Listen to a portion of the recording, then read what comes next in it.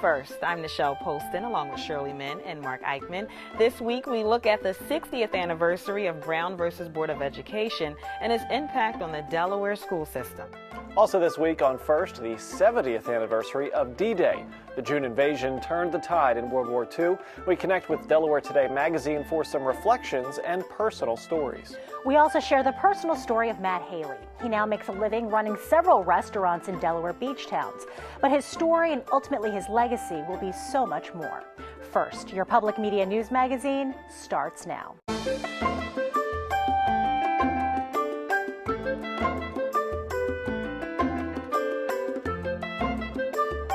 The school year around the region is winding down, and it's a good time to look back on accomplishments. 60 years ago, the U.S. Supreme Court's major accomplishment was an end to separate but equal schools. The integration of the nation's schools had a major impact on Delaware, and this week's First Look, we visit with a Dover woman who recalls how her education was changed as part of that first racially integrated class, and how those lessons stayed with her through life.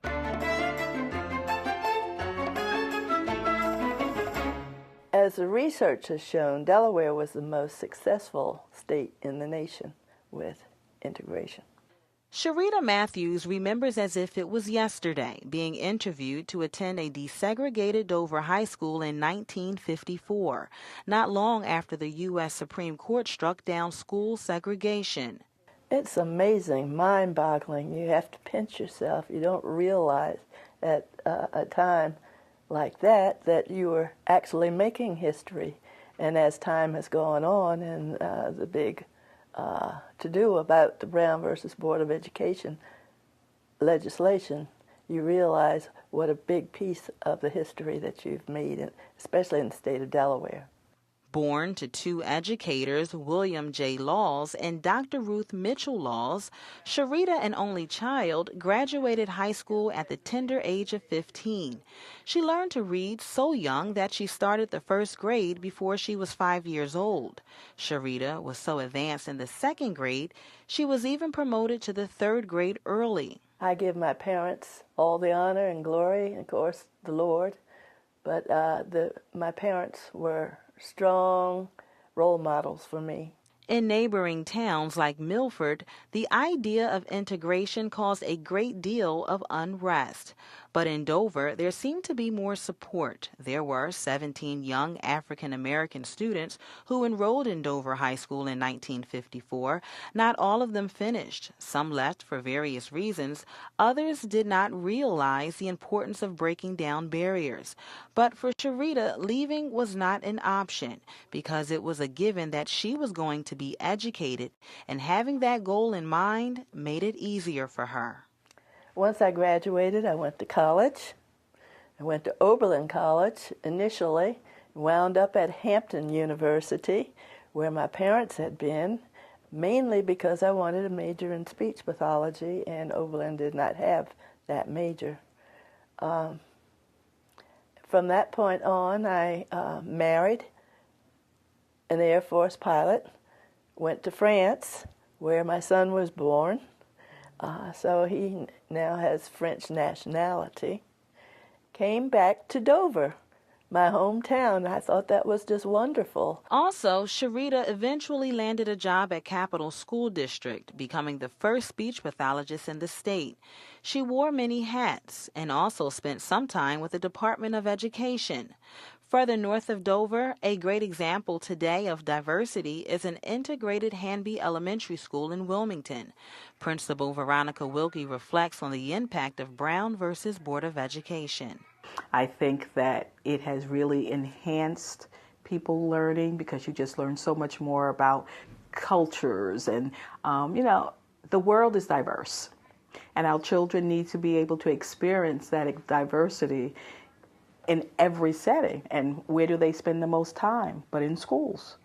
Though schools are integrated by law, there is still one concern within the education system, especially among African American and white students.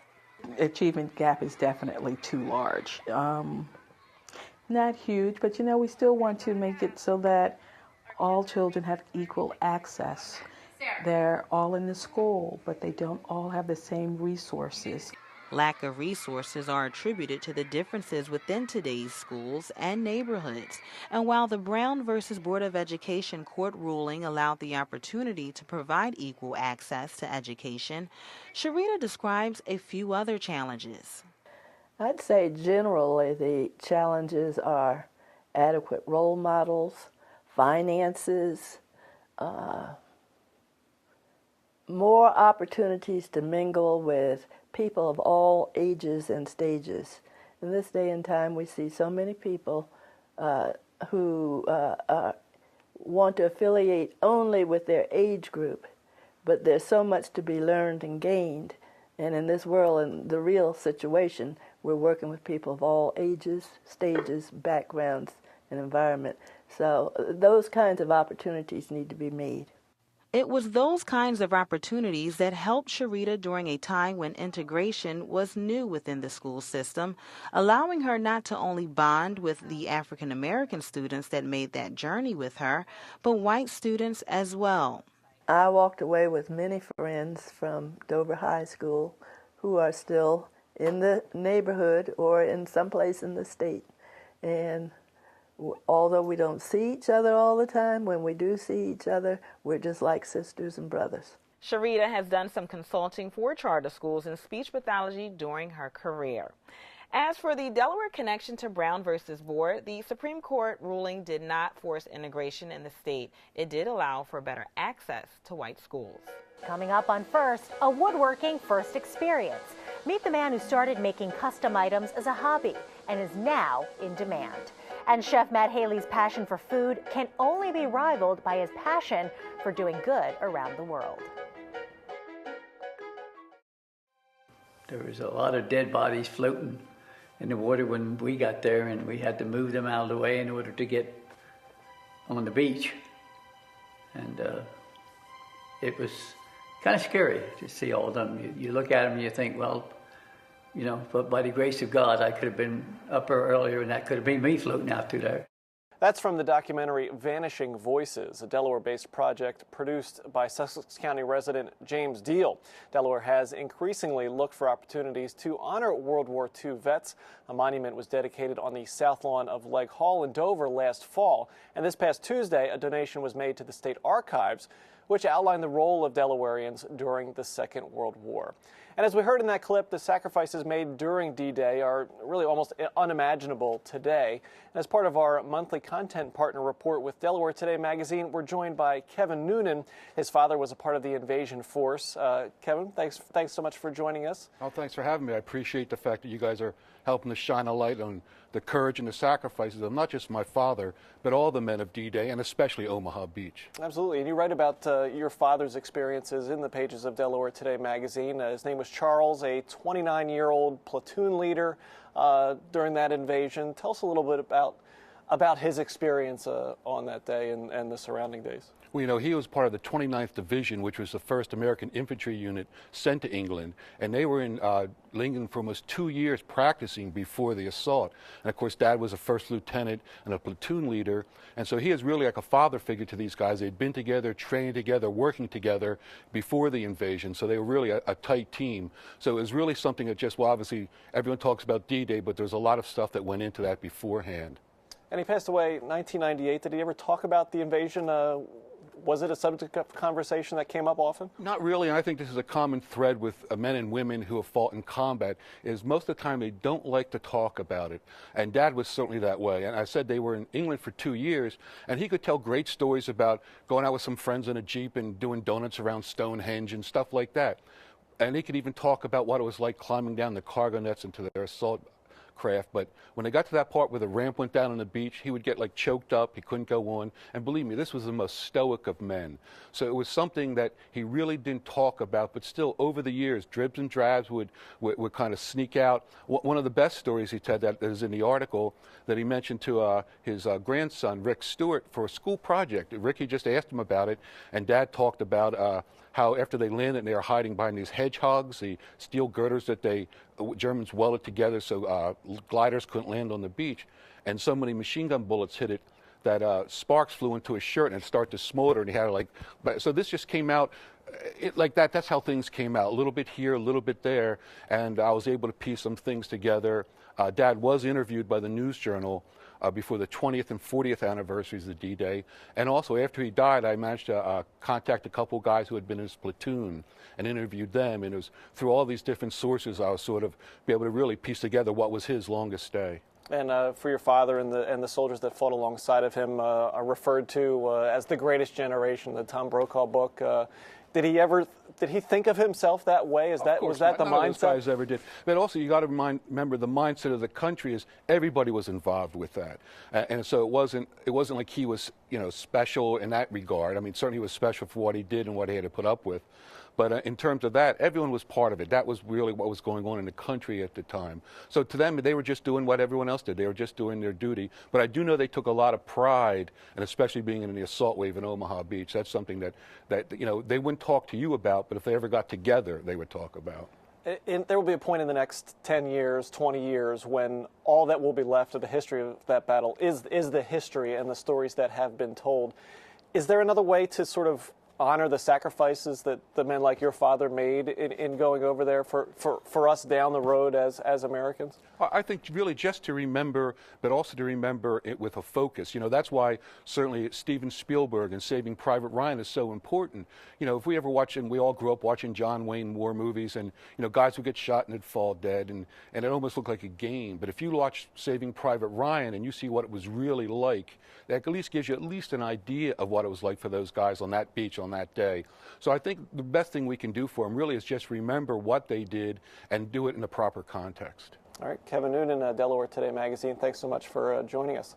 And you can read Kevin's article online at DelawareToday.com. It's on newsstands now. Delaware Today is a content partner of newsworks.org/Delaware. You can watch Mark's interview online when you go to WHYY.org/first. This show is available on Monday. Past shows are there now. Sign up for our e-newsletter and you'll know what's coming up on the next edition of First.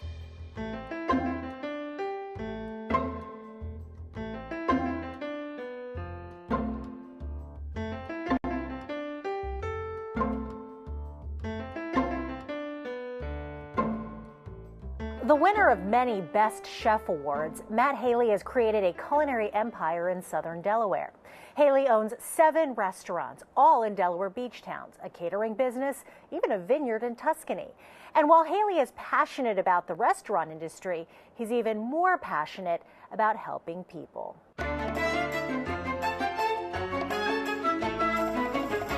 On a cold winter day, restaurateur Matt Haley took a walk with me in Rehoboth Beach, one of many beach towns where Haley owns a restaurant. February was a great month for the 53-year-old, whose good deeds earned him the culinary triple crown of humanitarian honors. I kind of like the word hat trick.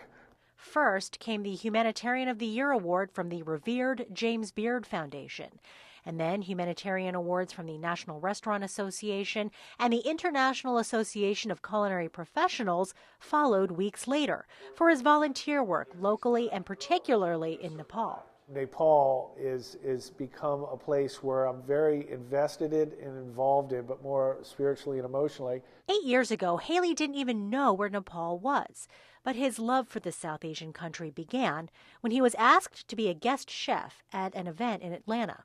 Across the room, I saw a picture of this little girl, and something happened. She was beautiful, but you could tell she was afraid. You could see the fear in the picture, and I connected with it. Her name, Leela, and she needed a sponsor for school and room and board. Minutes later, Haley found out she had a sister, Lakshmi, and sponsored both of them. The three wrote letters and video chatted for a year and a half when Haley says he woke up in a panic one night. I had this innate sense that I had to go to Nepal to meet these girls. He was in Nepal 5 days later. And I was standing there and I had my bag, and I had my coat and my jeans and my boots on, and I was tired. It took 38 hours to get there, and I felt a little tap.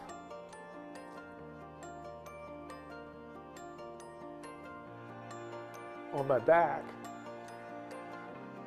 And I turned around and there were these 2 little girls with eyes this big, just staring up at me, smiling. And I just fell to the ground, man, and I wrapped my arms around them, and it was the most emotional moment in my entire life. And right then and there, I felt like I had a purpose. Later, Haley helped the girls locate a third sibling, Jyoti, who'd since become like daughters to him, traveling the 10,000 plus miles to visit them several times a year. Establishing the Global Delaware Fund in 2011, Haley built a school, expanded an orphanage, and is providing culinary scholarships for handicapped women, all in Nepal. Just because I've been a good business guy and can cook well and do nice things for people around the world doesn't automatically relieve me from my past.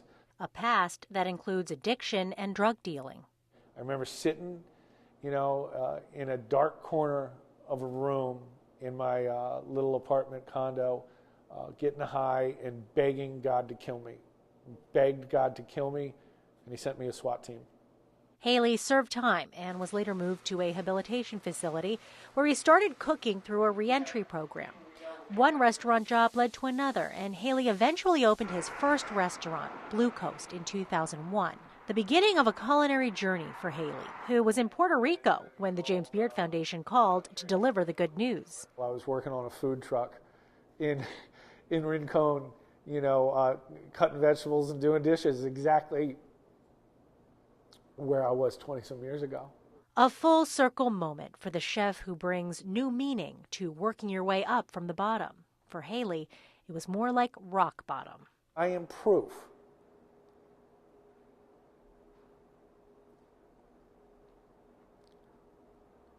that, without a doubt, I am living proof that you can be anything you want to be, you can have anything you want to have, and the only person that can stop you is you. Haley was awarded the IACP Humanitarian Award in March, followed by the National Restaurant Association's Humanitarian Award in April, and then the James Beard Foundation's Humanitarian Award last month. 20 years ago, Rick Kirk decided office work just wasn't for him, and what started out as a hobby has become his life. Rick makes custom furniture in his Wilmington shop. First Experience introduces us to Rick and his beautiful work.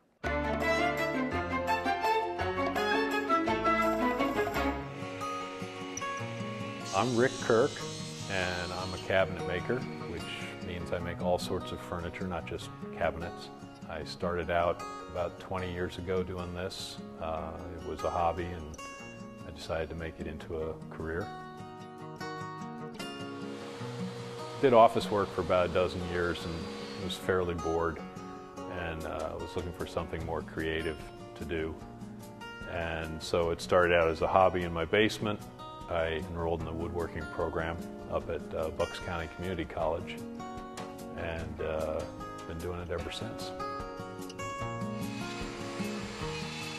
Most of what I do is, it's like putting on a different suit of clothes. Somebody will say they really like the Shaker style or Mission style or Federal period furniture. Only occasionally do I do something that's really, I would really say is my style. Every now and then I do something that's a little wacky or out there. It starts with the client. I have to talk with them and get an idea of what style they're interested in, what size space they have for it.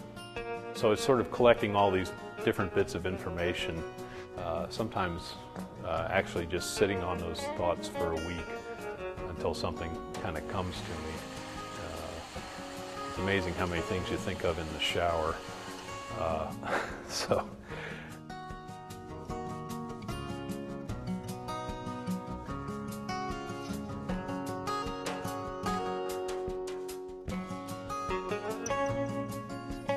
It's kind of like a puzzle sometimes, figuring out how to make the different parts work together. You have to think in 3 dimensions, which is good for your brain. Sort of the standard are the pieces that you'll see at Winter Tour that are 200 years old, even with the shrinking and swelling of the wood and the passage of time, it still all holds together. So that's sort of the standard that's been set, and you work towards that. I guess I hope they appreciate that I put some effort into it and tried to make it as best I could. The one nice thing is that you know that long after you're gone, there'll be something of you left behind. I suppose we all want that, and my medium is wood.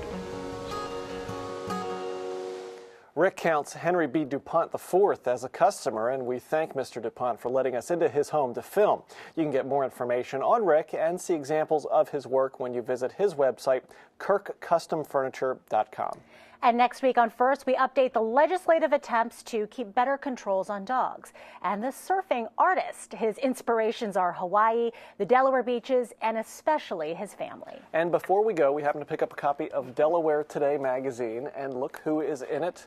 Right in the very back, Shirley Min, on the 30 seconds section. So Shirley, how did this all come about? Well, you know, we do a monthly story with Delaware Today every month, so we have those interactions. And one day, Drew Ostrowski, the acting editor-in-chief, sent me an email, reached out, and there you go. We have the Q&A. So I'm very flattered. My favorite question here, what are some of your favorite spots? The answer, a lot of them are food places. Yes. That's it. I really like that. I can't help myself. So how many copies of Delaware Today have you picked up so far?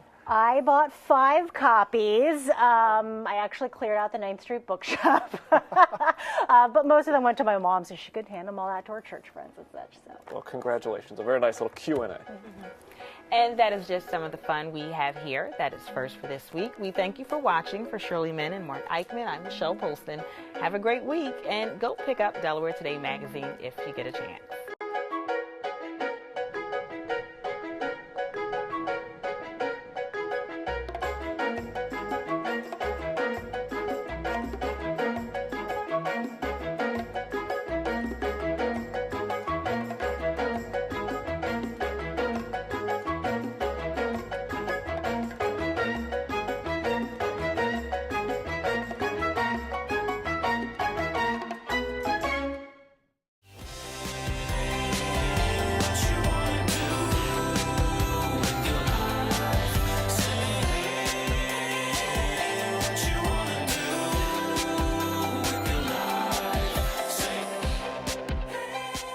Wilmington residents can now sign up for free emergency text and email alerts directly from the Wilmington Police Department. The department can now issue alerts, which will simultaneously call landline phones, send text messages and email, and post to social media. The service is free for subscribers and registration is easy. Simply text your zip code to 888-777 or register online at nixle.com, where you can customize alert settings and choose to receive email and web alerts as well. With Nixle, you know.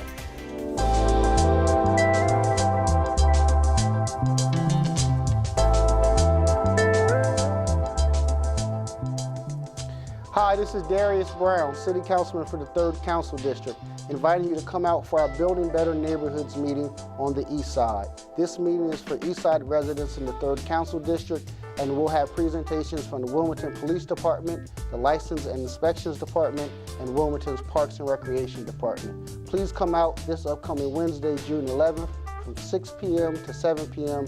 at Stubbs Elementary School, 1100 North Pine Street. To find out more about the work we're doing to build better neighborhoods in the 3rd Council District and our upcoming East Side meeting, follow me on Twitter at Darius J. Brown or contact me in Council office at 576-2140.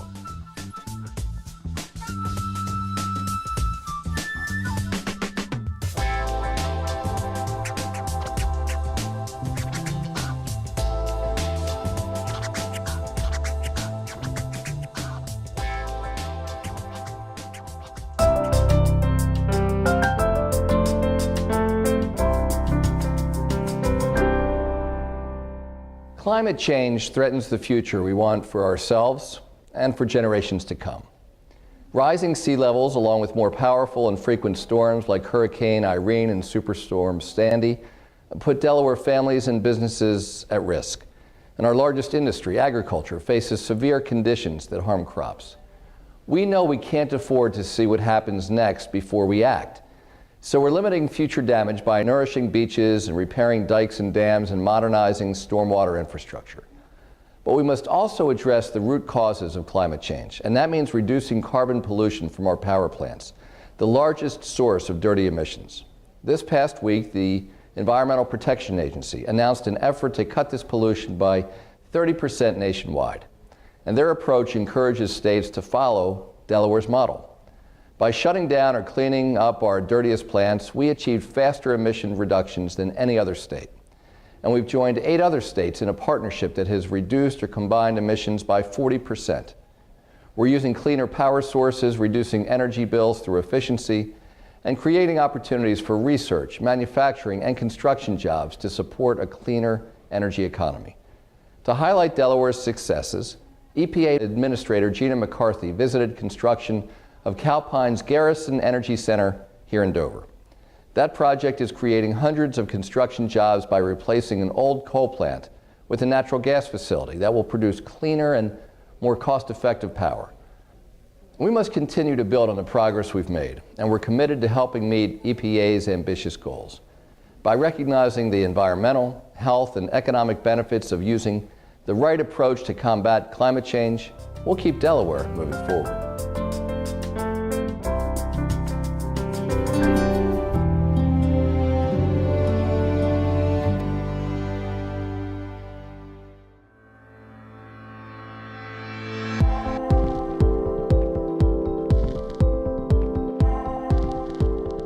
Just wanted to send my congratulations to all of the graduates from the various high schools represented throughout the city of Wilmington, and also not only just commend them, but to commend their families, their aunts, uncles, grandparents, all of the mentors and father figures who all supported them, encouraged them, and helped them reach this academic milestone. And for all of our youth who are still in school, I encourage them to use this summer recess as a period of growth and development, encourage them to truly stay engaged with their academic reading, to read, to write, to learn, and to be involved in various programs and services, to get out and volunteer, because this period of summer is very important towards your growth and development. And if you take advantage of it, it would be of benefit to not only you, but for our city. So again, I'd just like to congratulate all of our graduates and say a job well done.